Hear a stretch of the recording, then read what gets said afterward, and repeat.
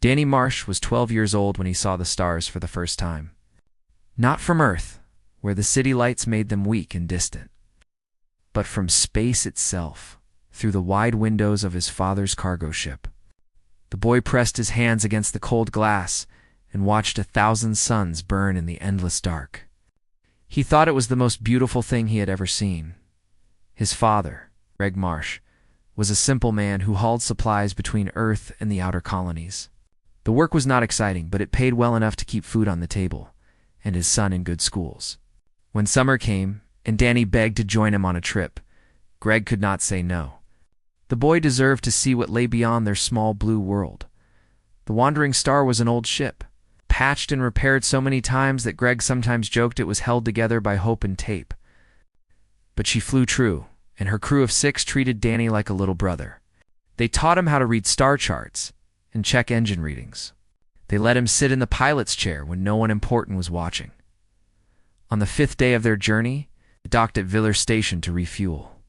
It was a massive structure that floated in the space between 2 star systems, a meeting place for hundreds of alien species. Greg told Danny to stay close, but the boy's curiosity was stronger than his caution. Villers Station was a maze of corridors and chambers, each one filled with creatures Danny had only seen in books. He saw the tall, gray-skinned Morith, who communicated through colors that rippled across their bodies.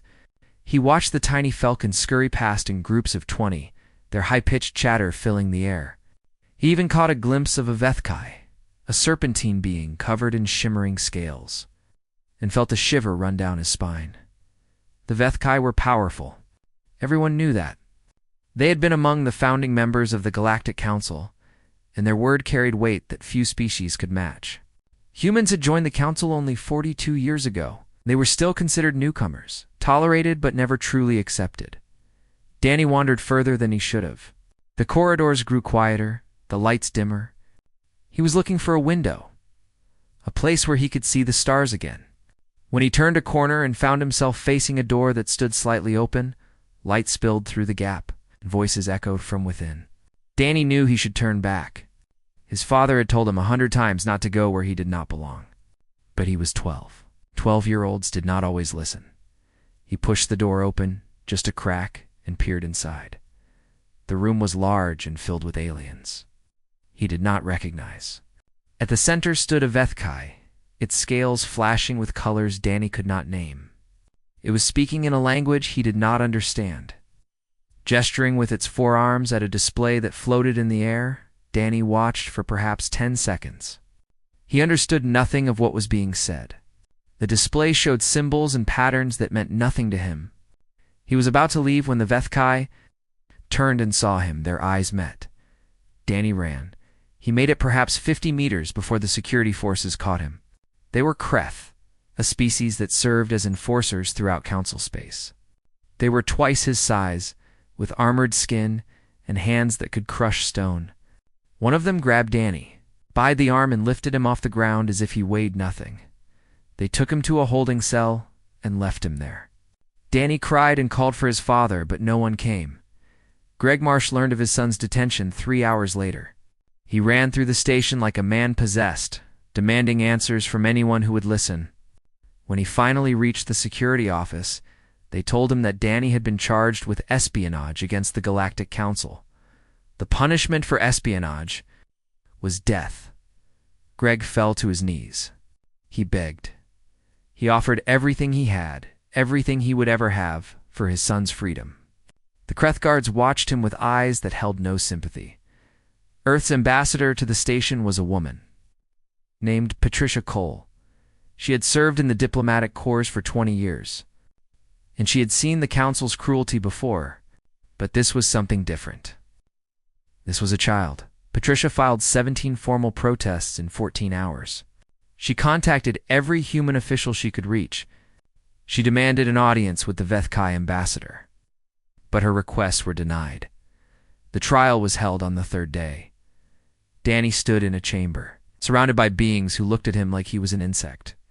The Vethkai ambassador testified that the boy had witnessed a meeting of critical importance, that he had seen information that could endanger the security of multiple species.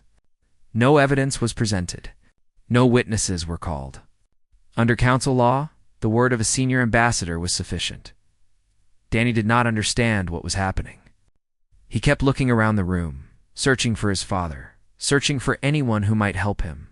Patricia Cole stood in the gallery, her face pale, her hands clenched into fists. She had done everything in her power, and it had not been enough.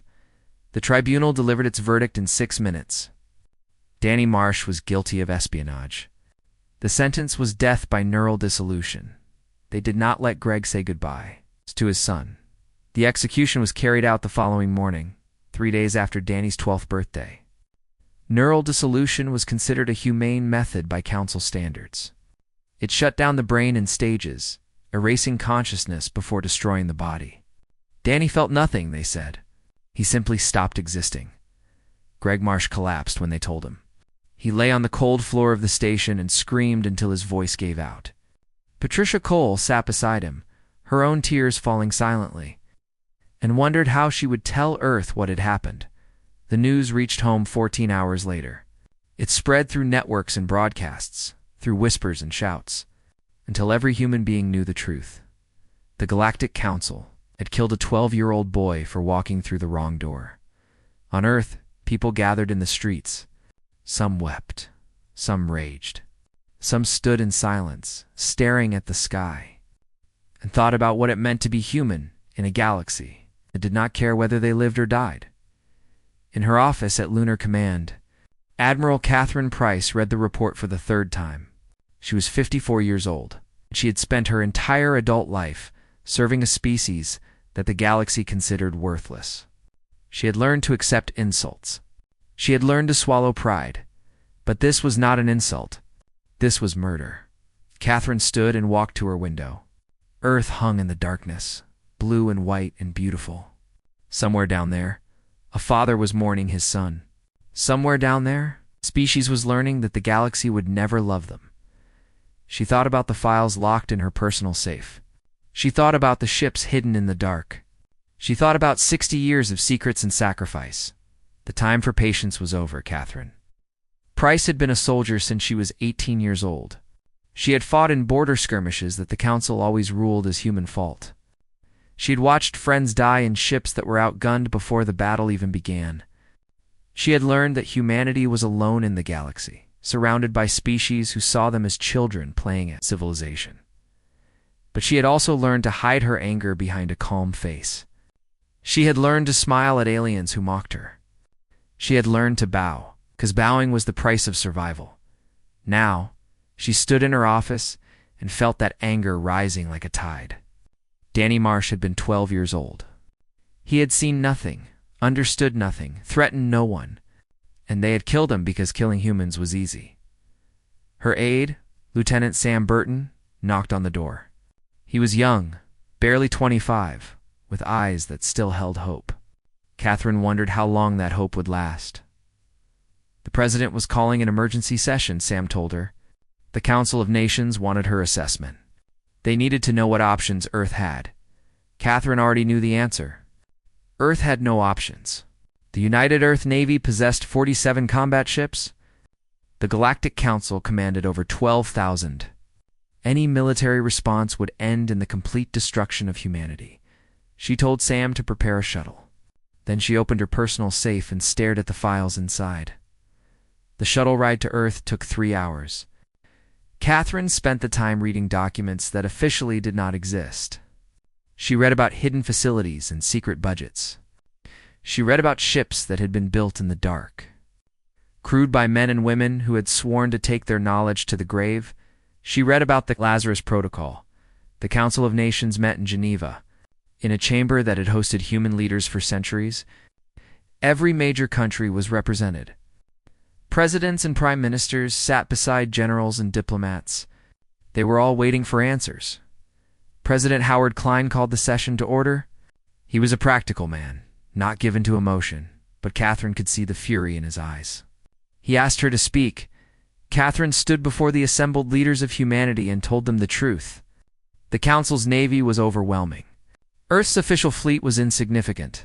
A direct confrontation would result in the extinction of the human species. The room fell silent. A voice called out from the back. It belonged to General Marcus Webb, a man who had spent his career advocating for stronger defenses. He asked if there were truly no alternatives. He asked if humanity was simply supposed to accept the murder of a child. Catherine looked at him for a long moment. Then she asked to speak with the PR. Hesitant privately, Howard Klein led her to a small room adjacent to the chamber. They stood facing each other. Two people who held the fate of billions in their hands. Catherine told him about Lazarus. She explained that the project had begun in 2289, the year of first contact. The first human diplomats had returned from the galaxy with smiles on their faces and ice in their hearts.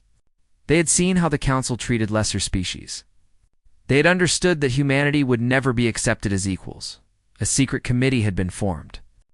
Money had been hidden in budgets that no one questioned. The best scientists and engineers had been recruited to work on projects that the galaxy could never know about. For 60 years they had built. Howard listened without interrupting. His face grew pale as Catherine described the scope of the project. Hidden bases in asteroid belts. Shipyards buried beneath the lunar surface. Technology that had been reverse-engineered from every alien source humanity could access. 144 warships. Dreadnoughts and carriers. Destroyers and fighters, each one more powerful than anything the Council had ever seen. When Catherine finished speaking, Howard sat down heavily. He asked why he had never been told. Catherine explained that the project had been designed to survive political changes. Presidents came and went. Administrations changed. But Lazarus continued, managed by a small group of people who answered to no one. Only 3 members of any government had ever known the truth. Now, she was telling a 4th. Howard asked the obvious question. If Earth had such a fleet, why had they never used it? Why had they allowed decades of humiliation? Catherine's answer was simple. The fleet was a weapon of last resort. It was meant to ensure human survival, not to pursue wars of pride. Every leader who had known about Lazarus had agreed that it would only be used if humanity faced extinction. But now, things had changed. The Council had killed a child. They had done so openly, legally, without shame. If Earth did not respond, they would do it again. They would continue to treat humans as lesser beings, as animals who could be slaughtered. Whenever convenient, some lines could not be uncrossed. Howard asked what she was proposing. Catherine told him that the choice was his. She could keep the fleet hidden. Earth could file protests and accept compensation and pretend that justice was possible within the Council's system. Life would continue as it always had, or she could wake the fleet. She could show the galaxy what humanity had become. She could demand justice for Danny Marsh and change the balance of power forever. The decision would determine the future of the human species. Howard stood and walked to the window. Outside, the sun was setting over the mountains, painting the sky in shades of red and gold. He thought about his children, about the world they would inherit, about what kind of people humans would become if they accepted this cruelty. He asked Catherine how confident she was in the fleet's capabilities. Very confident, she replied. The ships had been tested in secret. The crews had trained for decades. The technology was superior to anything the Council possessed. If it came to war, humanity would not lose. Howard turned to face her. He was quiet for a long moment, his eyes searching hers for any sign of doubt. He found none. Then he gave the order. Catherine returned to Lunar Command that night. She sat alone in her office, staring at a communication terminal, thinking about the words she was about to send. 60 years of secrecy were about to end. 60 years of patience and humiliation and silent rage were about to bear fruit. The galaxy was about to learn that humanity was not what they believed. She opened a secure channel to 14, hidden bases scattered across the solar system.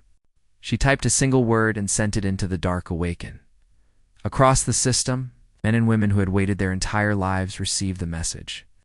They looked at each other with eyes that held fear and excitement and grim determination. The Lazarus fleet was waking up, and the galaxy would never be the same.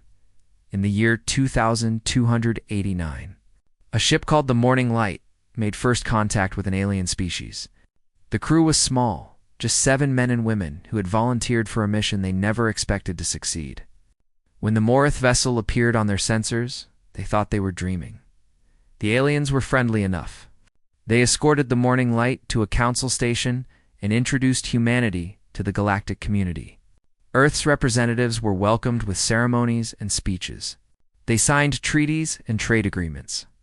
They were told that humans were now part of something greater than themselves. But the diplomats saw what others missed. They saw how the council treated new species. They heard the whispers and the laughter. They watched as alien delegates dismissed human concerns with waves of their hands. They learned that the treaties they had signed were designed to keep humanity dependent and weak. When they returned to Earth, they reported 2 sets of findings. The public version spoke of opportunity and hope. The private version spoke of danger. The council was not a partnership. It was a hierarchy. At the top sat the founding species, ancient civilizations that had ruled the galaxy for thousands of years. At the bottom sat the newcomers, tolerated but never respected, allowed to exist but never to thrive. Humanity had joined the bottom. A small group of leaders, gathered in secret to discuss what this meant. They were politicians and generals, scientists and businessmen. They came from different countries and held different beliefs. But they all agreed on one thing: Earth needed a way out. The Lazarus Protocol was born that night. The plan was simple in concept and enormous in execution. Earth would build a hidden fleet, one powerful enough to challenge the Council if necessary. They would do it in secret over decades until they had the strength to demand equality. Money was the first challenge. Building warships required resources that could not be hidden in normal budgets. The committee created shell companies and fake programs. They buried expenses in disaster relief funds and infrastructure projects. They skimmed pennies from 1,000 sources until those pennies became billions. Personnel was the second challenge. They needed engineers and scientists who could push human technology beyond its limits. They found them in universities and laboratories, recruited them with promises of meaningful work, and sworn them to secrecy. Those who could not keep secrets disappeared into comfortable jobs where they could do no harm. Location was the third challenge. Shipyards could not be hidden on Earth, where satellites watched everything. They built their facilities in asteroid belts and on the dark sides of moons. They dug into rock and ice, creating caverns that could hold the largest vessels humanity had ever imagined. The work began slowly. The first decade produced only designs and prototypes. The second decade saw the construction of small craft, fighters, and scouts that tested new technologies. By the third decade, they were building destroyers. The key breakthrough came in 2312, when a team of physicists cracked the secrets of Council shield technology. Earth's official ships used primitive barriers that Council weapons could penetrate easily. The new shields were different. They absorbed energy rather than deflecting it, growing stronger with each hit until they reached a saturation point that no known weapon could overcome. Weapons came next. Human engineers had long understood that Council ships were designed to fight each other. Using technologies that had remained unchanged for millennia, they built something new. Plasma cannons that operated at frequencies Council shields could not block. Missiles that carried warheads designed to exploit specific weaknesses in alien hull materials. Electronic systems that could confuse and blind. Enemy sensors. The ships themselves were works of art. The Resurrection-class dreadnoughts were 2 kilometers long, carrying enough firepower to devastate a planet. The Vengeance-class carriers held 300 fighters each, piloted by men and women who had trained in simulators for years. The Guardian-class destroyers were fast and nimble, designed to protect the larger vessels from attack. 144 ships in total, enough to challenge any fleet the Council could assemble. Crewing the fleet was perhaps the greatest challenge. They needed thousands of personnel who could be trusted absolutely, who would spend their careers in hiding, who would never speak of what they knew. They found them among the orphans and the forgotten. Children who had no families, no connections, no one to ask questions about their disappearance. They were raised in hidden facilities, educated in the best schools humanity could provide. Trained in combat and tactics and loyalty, they were told the truth from the beginning. They were told that Earth was in danger, that the galaxy would never accept humanity, that they were being prepared to save their species. They grew up knowing that they might die without ever seeing the sun. They volunteered. Anyway, Admiral Catherine Price had been part of Lazarus for 7 years. She had been chosen because of her record, her intelligence, and her hatred of the council that she hid so well. She had walked through the hidden shipyards and seen the vessels that would change everything. She had met the crews who would fight and die for a world they barely knew. She had hoped she would never have to give the order now. As the fleet awakened around her, she stood on the bridge of the resurrection and felt the engines come to life beneath her feet. The ship hummed with power, with potential, with the accumulated fury of 60 years. Around her, the crew moved with quiet efficiency. They were young, most of them born and raised for this moment. They had never known anything but preparation. Now they would learn what they had been preparing for. Catherine opened a channel to the fleet.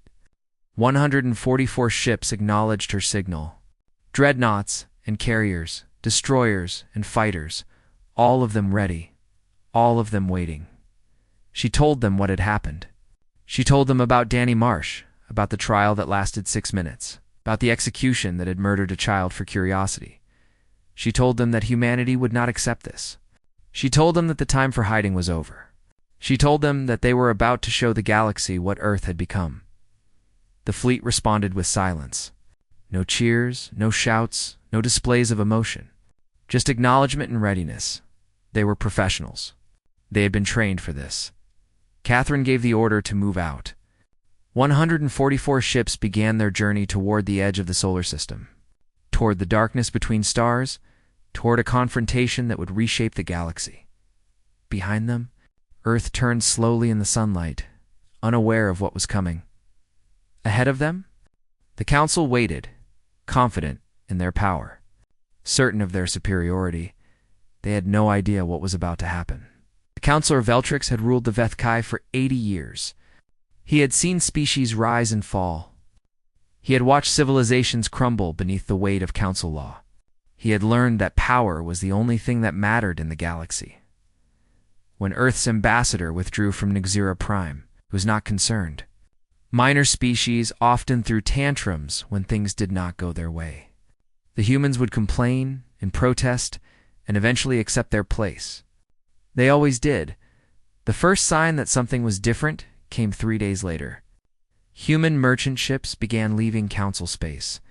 Not just a few, but all of them. Cargo vessels and passenger transports, mining operations and research stations. Every human presence in the galaxy was packing up and going home. Veltrix found this curious but not alarming. Economic pressure was a human weakness. Without access to galactic trade, their economy would suffer. They would return within a year, humbled and compliant. Then the communications stopped. Earth went silent. No broadcasts, no transmissions, no response to any message. It was as if an entire species had simply disappeared.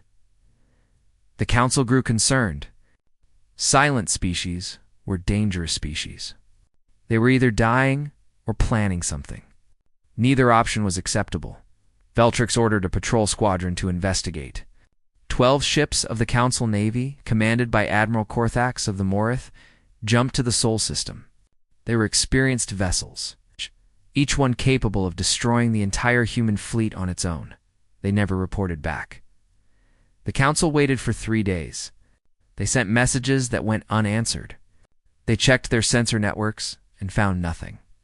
12 ships had simply vanished. Veltrix felt the first stirring of unease. He ordered a battle group to follow. 40 vessels this time, including 3 command carriers. They were led by High Admiral Saruth, the most decorated officer in Council history. The battle group emerged from hyperspace at the edge of the human system. What they found there changed everything.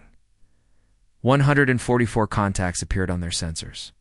The energy signatures were massive, unlike anything in Council records.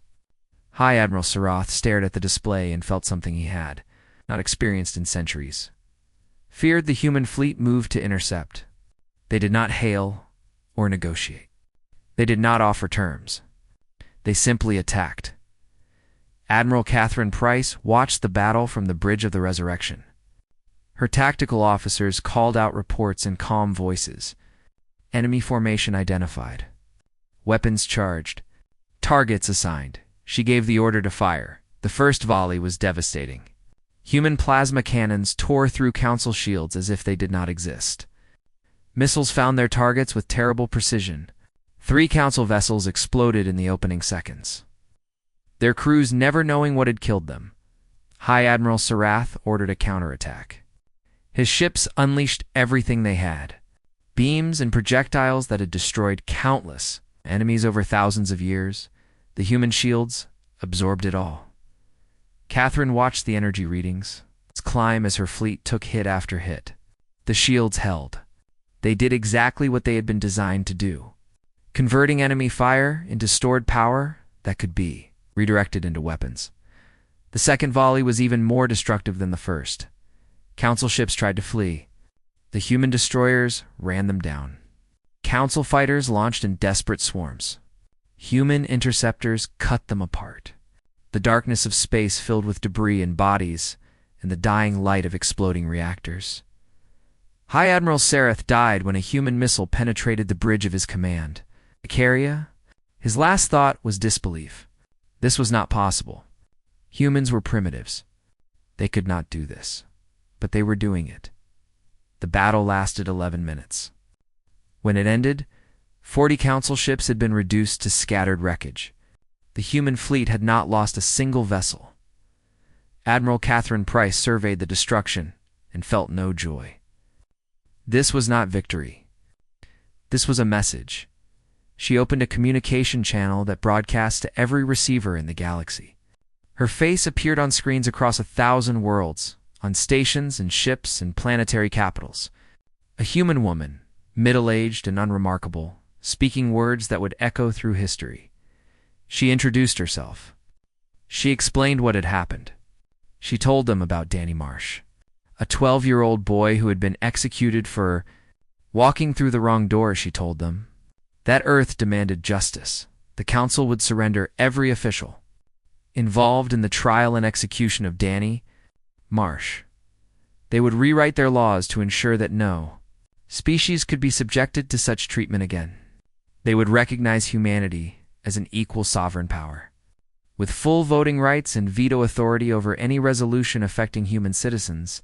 If they refused, the Lazarus fleet would come to Nexera Prime. They would reduce the Council's capital to rubble. They would hunt down every species that had supported the execution and make them pay. Earth was no longer asking. Earth was demanding. They had 30 days to comply. The transmission ended.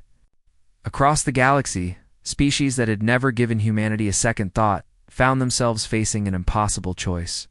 Surrender to the demands of a species they had always considered inferior, or face a war they could not win. On Nexera Prime, High Counselor Veltrix watched the recording again and again. He counted the ships in the human fleet. He analyzed the weapons that had torn through Council's shields. He calculated the probability of victory in a full-scale conflict. The numbers were not in his favor.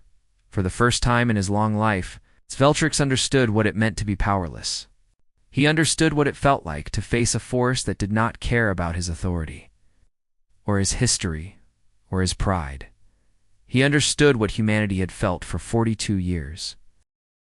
The irony was not lost on him. Around him, the Council descended into chaos. Some demanded immediate war. Others called for surrender. The Vethkai ambassador who had condemned Danny Marsh tried to escape the station. He was caught before he reached his ship. Veltrix watched the panic and knew that whatever happened next, the galaxy would never be the same.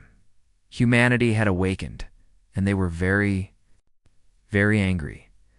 The days that followed the transmission were the most chaotic in galactic history. Species that had stood united for millennia turned on each other. Alliances that had survived countless wars crumbled overnight. The Council that had ruled the galaxy with absolute authority found itself facing extinction. Hi, Counselor Veltrix spent the first week trying to restore order. He called emergency sessions that devolved into shouting matches. He proposed compromises that satisfied no one.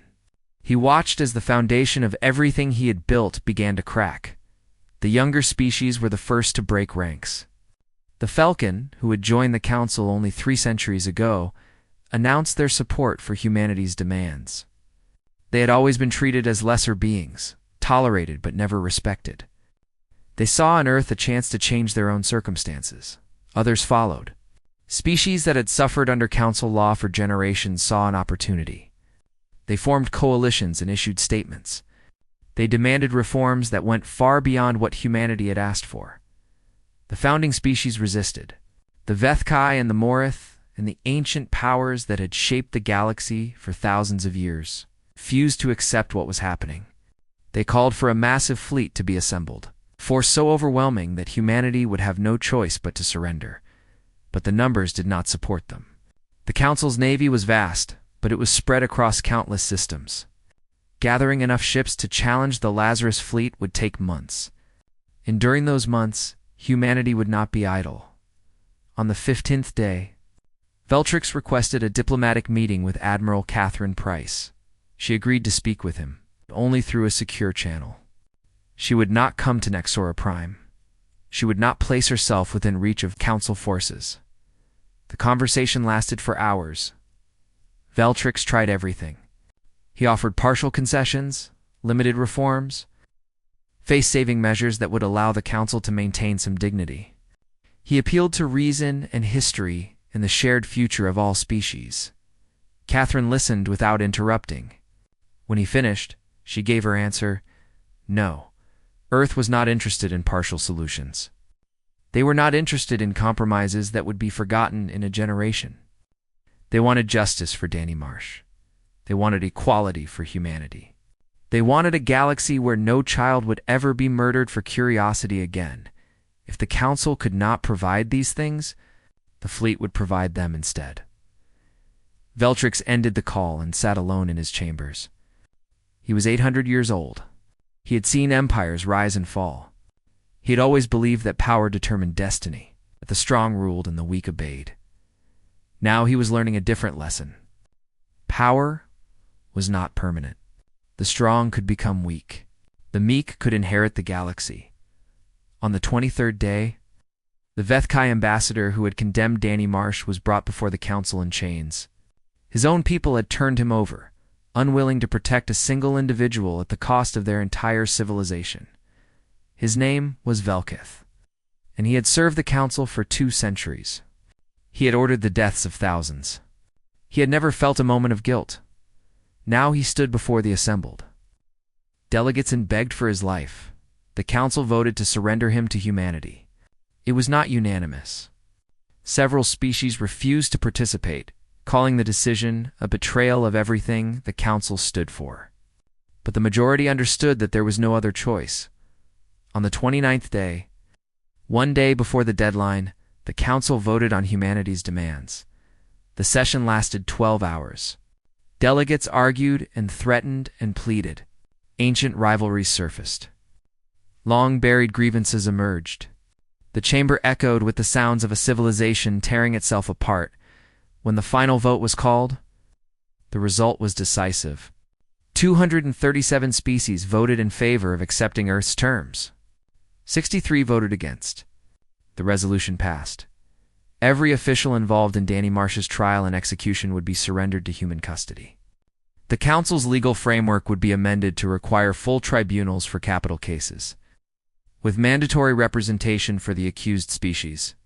Humanity would be granted a permanent seat on the High Council, with veto power over any resolution affecting human citizens. The galaxy had changed. Admiral Catherine Price received the news on the Bridge of the Resurrection. Her crew stood around her, watching, waiting for her reaction. She read the message twice. Then she closed her eyes and let out a breath. She had been holding for 30 days. It was over. She ordered the fleet to stand down. The weapons that had threatened to destroy Nexera Prime went silent. The engines that had been ready to carry them into battle cooled. 144 ships hung in the darkness and waited for further orders. Catherine transmitted a message to Earth. She told them what the Council had decided. She told them that justice had been achieved. The response came from President Howard Klein himself. He thanked her for her service. He told her that humanity would never forget what she had done. He invited her to return home. 3 weeks later, Catherine stood on Earth for the first time in 7 years. She felt the wind on her face and the sun on her skin, and wondered how she had survived so long without them. There were ceremonies and awards and speeches. Politicians praised her courage. Generals analyzed her tactics. Historians began writing books about the 30 days that changed the galaxy. Catherine endured it all with patience. Then she asked for leave. She found Greg Marsh living in a small house in Montana. He had not returned to space since his son's death. He spent his days walking in the mountains and his nights staring at the stars. Catherine, he knocked on his door on a quiet evening in autumn. The leaves were turning gold and red, and the air smelled of pine and wood smoke. Greg opened the door and recognized her immediately. They sat on his porch and watched the sunset together. Neither spoke for a long time. Finally, Catherine told him about the fleet. She told him about the battle. She told him about the Council's surrender and the justice that had been achieved. Greg listened without expression. When she finished, he asked a simple question. Was it worth it? Catherine thought about the question. She thought about Danny Marsh, a 12-year-old boy who had loved the stars. She thought about the ships that had burned in the darkness. She thought about the galaxy that would never again treat humanity as lesser beings. She told Greg the truth. She did not know if it was worth it. She did not know if anything could be worth the life of a child. But she knew that Danny's death had meant something. It had changed the course of history. It had forced the galaxy to see humanity as equals. Greg nodded slowly. He looked at the stars beginning to appear in the darkening sky. He told Catherine that Danny would have liked that. He had always wanted to be important. They sat together in silence as night fell over the mountains.